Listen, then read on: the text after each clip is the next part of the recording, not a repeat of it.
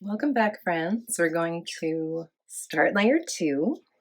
Before we do that, though, I wanted to just kind of show you a close-up of some of these interesting color variations that we got. Yes, we're a team. You were here for it. Unless you didn't watch that one, in which case you weren't here for it. So then this isn't yours. All right, like that's so fun to me. Okay. So at this point as well is when I would start looking for anything that might kind of appear. So it's sort of like when you're a kid and you look at the clouds, or when you see a face in tree bark or something like that. That's kind of what we're doing here. So like I said, this seems like it could maybe be a fish or an eye. There's also this fun thing where at the right angle, this looks like a nose and a mouth and then eyes. It's upside down, but it's kind of another little thing there. Sometimes if you squint your eyes as well, that will kind of blur things together in an interesting way that can also maybe inspire you or help you see things from a different angle to find something interesting. All of this is completely dry. Whatever I add now isn't going to really mix with any of the colors that are down here. We're on our first layer. It was all about mixing with those. Just to be fun, I'm going to let go of the eye and continue painting and just see what it brings me. I think it's important to demonstrate that, you know, you can certainly get attached to things and develop them out, but also just because you kind of notice something in a piece, it doesn't mean that you have to follow that through. You can always just keep playing. And this is a color that I rarely use because it's so vibrant that it feels overwhelming to me. Even as colorful as my work can get, this feels too much. So I'm blending it with this cream, and you can see it helps tone it down a little bit so it's not quite as like in your face royal blue. And maybe it's because this is like my high school color. This is like vibrant blue that I'm just kind of like, oh, that's okay. I don't need that everywhere. I've seen it enough. We were the blue ponies, which is not a very menacing animal. All right. So again, I don't know what I'm doing. I'm just playing, and I'm just letting these colors blend together in interesting ways that are fun, and you know, we'll just see where it goes.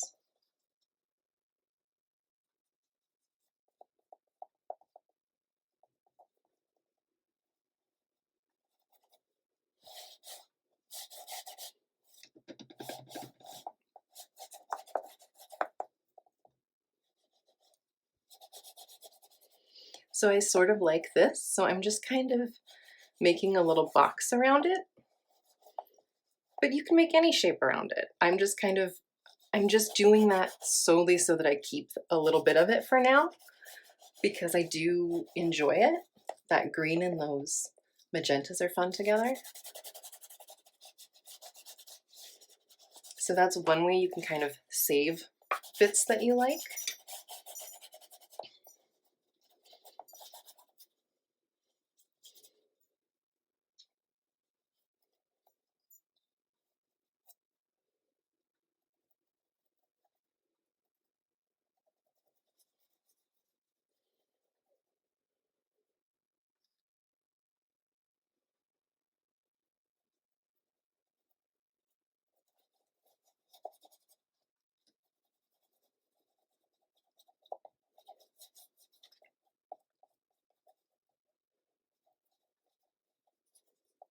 And I'm sure you've picked up on this by now, but the more that you mix two colors on the canvas, the more they'll eventually blend into, you know, the median color of the two of them together, as opposed to being that, you know, very contrast. in color.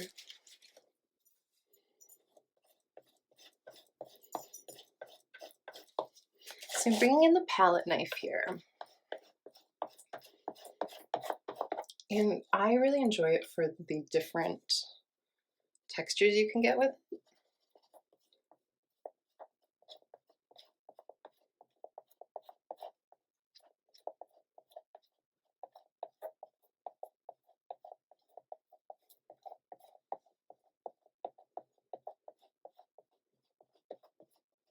And whenever you make a row like that, if you want to go over it with like a new layer,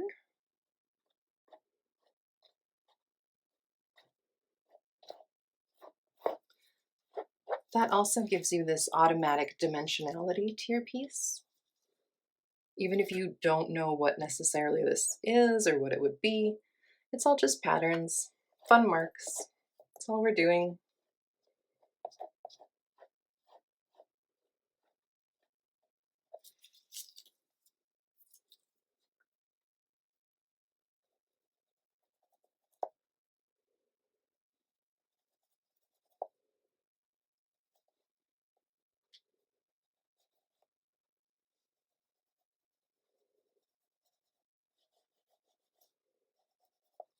I'm enjoying this variation of blue that the more teal and then the more kind of purpley blue are creating together. I think that's very pretty.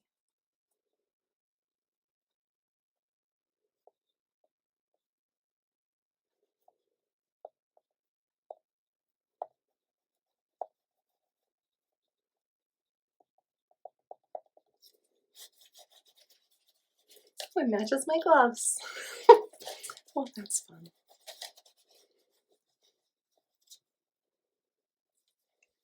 All right. Put some of this over here just because I have it.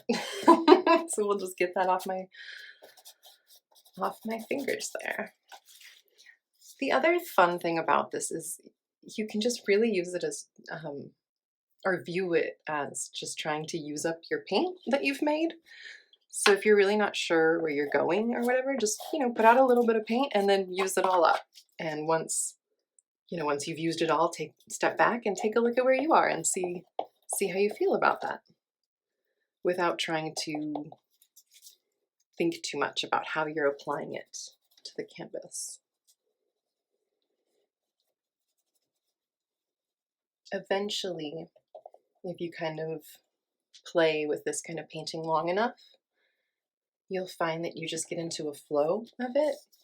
And it's this very kind of beautiful, relaxed, you're enjoying whatever you're doing at the moment without really worrying about, what everything is going to be. You're just very focused in the now.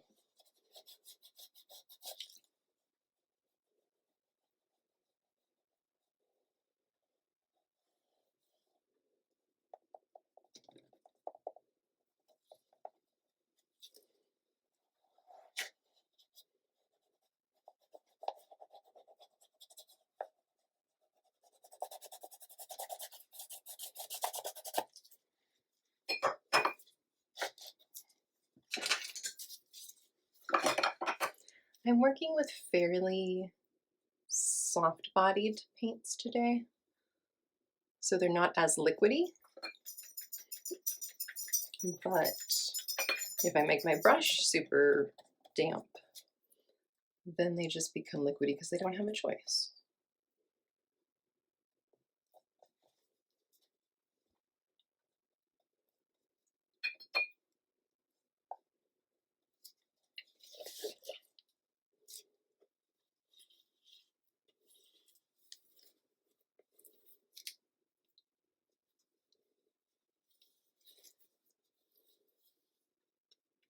And if you see anything, as this is going, please feel free to tell me in the comments. I love to know what other people see because it's just so interesting how different people's eyes are drawn to different things, and we're all pulling from different reference points of what what are the patterns that our minds make to, you know, what sort of imagery is expected. Like, I always tend to find a lot of birds in my art.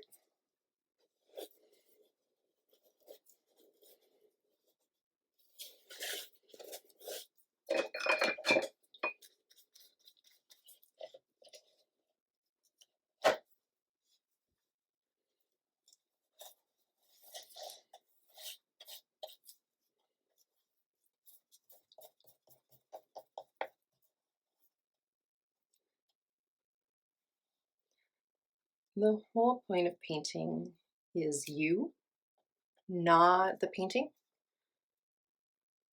So you should be enjoying the process. That's not to say that there might be parts where you want something to look a certain way and it's kind of challenging. Like, that's cool. Enjoy the challenge of it for sure. But you should never, like, you should never get so invested that the value that a painting provides is solely focused on its end product. So you should be enjoying it and relaxed enough in just the paint playing that that's the fun. I compare it to like golf or guitar, where so many people do those and they're not planning on being a professional golfer or a professional musician. They just do it for fun. And maybe they're not even particularly good, but they're still just, it's relaxing to them, it's fun, or they just, it's creatively or, physically fulfilling in some way. And for some reason, we act like, yeah, but if you want to paint, you have to be like good at it to paint. And first of all, so many adults haven't painted in a really long time. So, like, if you haven't painted in a really long time, you're probably not going to be phenomenal. And that's okay. Nobody expects that of you. You should do it because you're enjoying, getting your feelings out, or enjoying the meditative quality of it, or, the playful creativity that it kind of inspires in you. And if eventually you get to a point where, this sounds arrogant and I don't mean it that way. I mean this as in, I've spent over 20 years. I mean, my whole life I've been making art, but, focusing professionally on painting for, 20 years. So I'm not being conceited when I say that I'm lucky that I'm at the point now where I feel self-assured and that whatever I'm painting, by the time I get to the end, I can make it something that is visually fun and visually finished and complete and like a whole work of art, where it is something on its own. But even so, the whole process for me is only about painting. It's about doing it. And I don't I don't care what the end thing is. And because of that, I've I've surprised myself in such beautiful and unusual ways, because I was willing to just trust that it'll be what it'll be, and I'm good enough at this point that I'll be able to make it something I like. But that's been years and years, and I think if you just gentle with yourself and respect the fact that you're just getting started, you'll make something amazing. And I think it helps a lot if you just imagine somebody else did it. We tend to be able to appreciate other people's, um, bravery of trying and delving into creativity a lot more compassionately than we do to ourselves. So, you know, abstract is always something.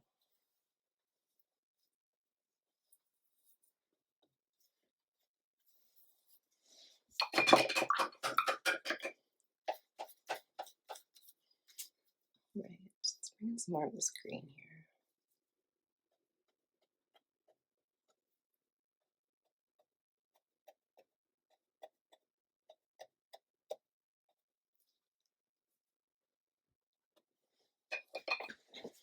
And it's looking at it from different angles, because sometimes, something that looked like, one thing looks different. Or stepping back from it entirely, like leaning it up against a wall, and then stepping to the other side of the room, or stepping to the other side of the room and squinting your eyes, and that'll kind of show you some different stuff too. I definitely don't have what I would consider a top or bottom yet, but I'm kind of enjoying this angle or this position right now. I'm not sure if that matters and it'll end up as anything, but that's kind of what I'm feeling. So I'm using a high flow acrylic here, and that's what I'm able to get these really delicate lines with. This one's almost empty, so I added water and I'm just taking it out of it. But I really recommend this. If you want to do fine line work, this is going to be so much easier for you than a soft body, because you're just not starting with as thick of a medium.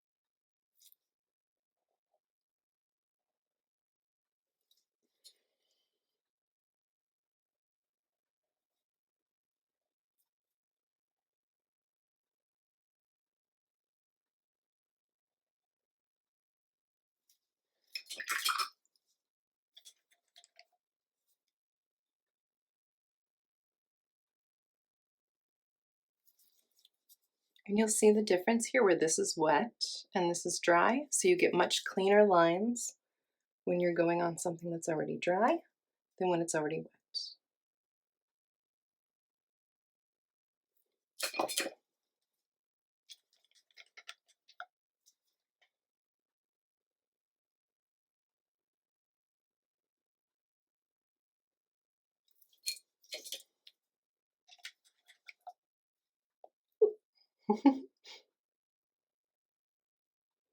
Little drip buddy.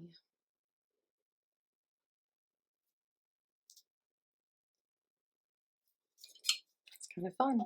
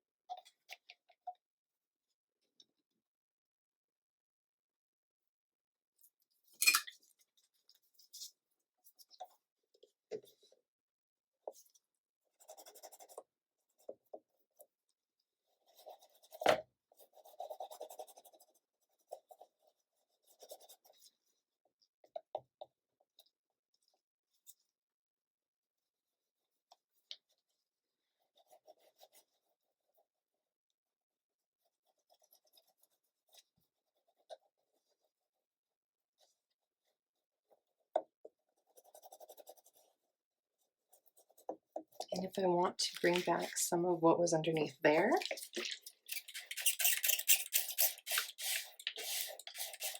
because the top layer is still wet, I can then come in, get it really wet,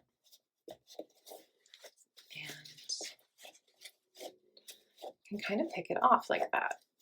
And if you use paper towel, it'll also give you those interesting textural elements as well, which can be fun. You can also use the pressure of the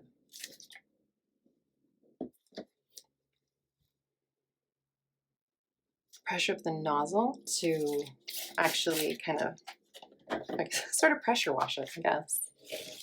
And that will also clear off some of that for you. And then if you go back in and kind of dampen it off and wipe, you can bring back some of that stuff. So it's all just whatever you feel like doing with it, you know, and there'll be parts that like every piece that I make has kind of an ugly stage where things just kind of look wrong and wonky and, you know, it just doesn't feel right or fit quite with, you know, where I feel like it should be going. And when that happens, I just step away for a little bit. And sometimes that little bit is an evening. And sometimes that little bit is, oh my gosh, I think one was like 3-4 years that I stepped away.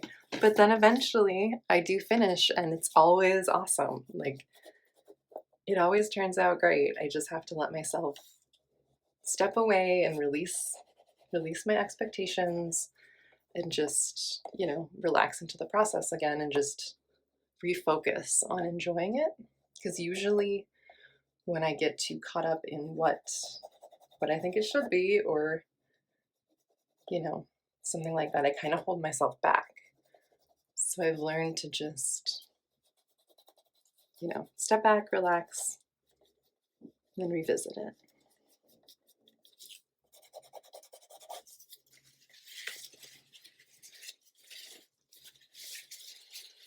All right, I think we might be close to a stopping point for this second layer.